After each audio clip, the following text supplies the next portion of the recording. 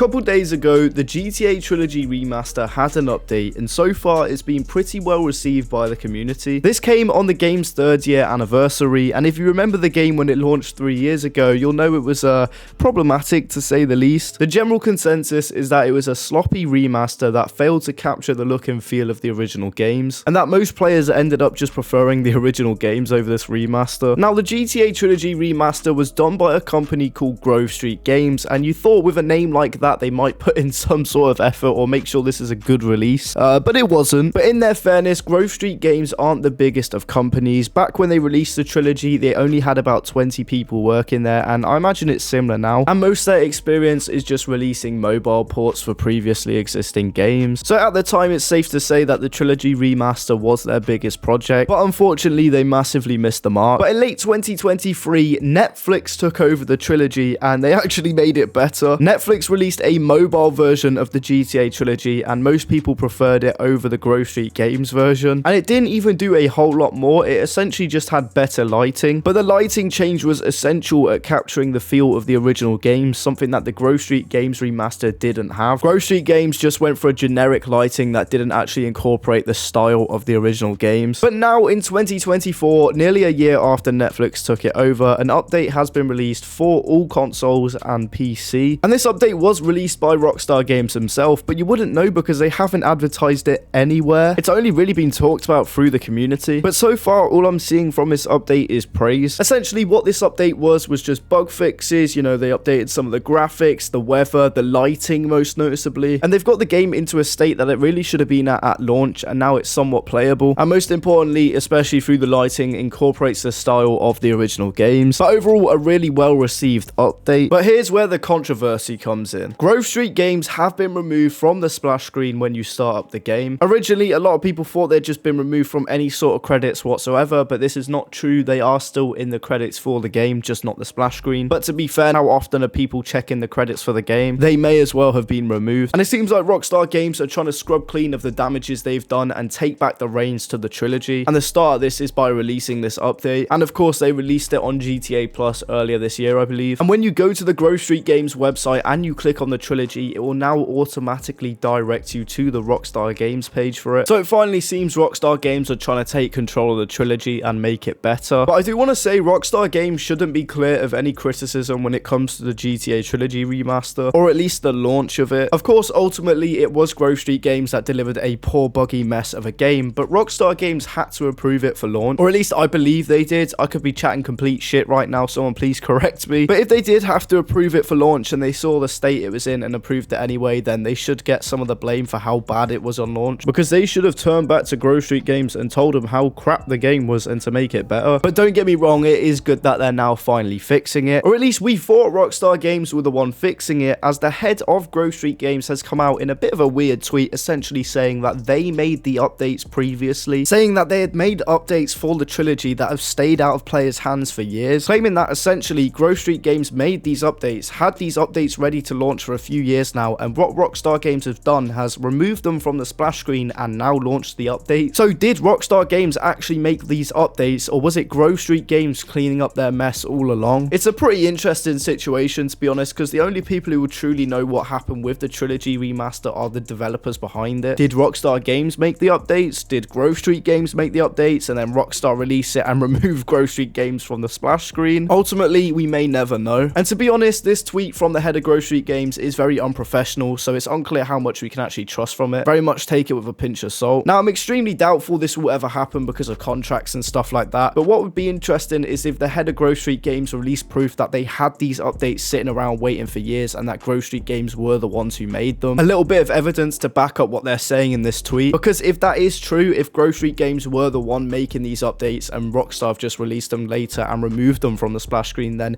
it's kind of a dick move. But then again, the updates wouldn't have to come around if they didn't fuck up the game the first time. I can really see all sides to this. I'm not biased to one side more than the other. It's just an interesting situation. But ultimately, the main thing is that this update is out now. The trilogy seems to be in a good state, so I might actually try play it now. If you have played the trilogy since, comment down below your thoughts since the update, and also just comment your thoughts on the situation in general. I'm curious to hear. But with that being said, we are going to wrap the video up here. If there's any developments since this video comes out, I might make an update video. I just thought this was an interesting situation and that I'd talk about it. it. But yeah, thank you all for watching, and I'll see you in the next one.